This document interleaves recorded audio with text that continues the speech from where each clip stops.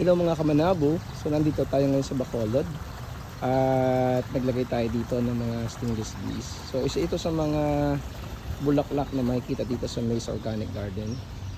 Ayan. Marami silang mga bulaklak dito.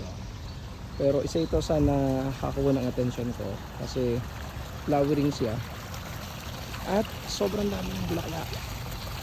So ngayon titingnan ko bukas kung magkakaroon ng mga bees dito. Kasi naglagay tayo ng mga colonies dito sa garden na to. Makikita nyo, sobrang dami. Ayun o. Ayan natin dito. So, flowering siya. So, titingnan natin if the stingless bees will pollinate bees. Wala pa kasi ako nakikita ang mga bees dito dahil kahapon pa lang namin ito binuksan. Kagabi lang namin ito binuksan. So, I will try to observe bukas. So ayan, ito yung swimming pool nila. Ganda. Ayan. Ito yung garden. So balikan natin yung isa pang setup. Hindi ko pala napuntahan yung isa. Check natin yung isa pang colony. So ayan guys. So makikita nyo maganda yung location na napaglagay natin ng stingless bees.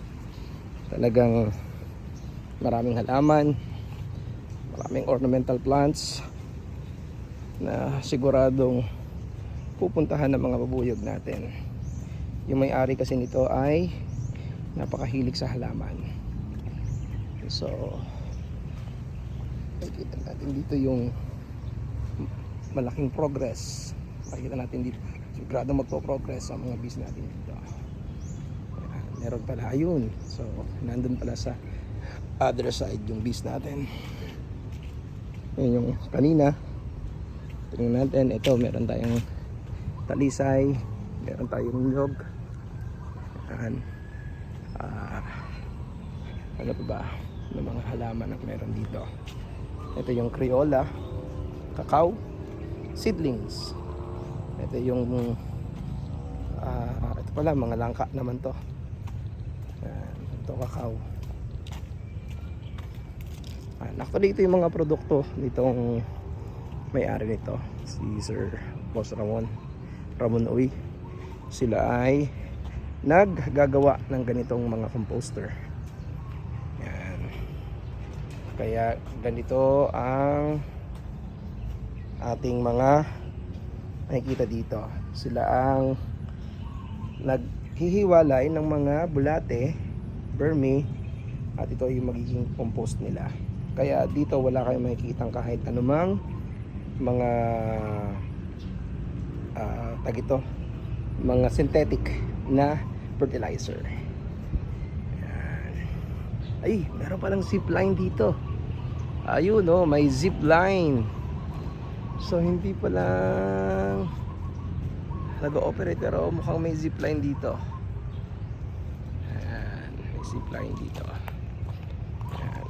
So ito meron silang organic na okra, organic na talong, walang fertilizer yan. Tingnan natin mga bees, i-check lang natin kung ano ang itsura nila. So balik tayo dito, check natin sila. Kumusta kayo mga bees? So ito yung mga dinala natin kagabi. Ayan. Medyo hindi lang sumakto ng konti yung lalagyan nila, pero okay pa rin naman. Yan. Tingnan natin yung entrance. Yan. So medyo madami na sila ngayon. Makikita natin yung difference bukas.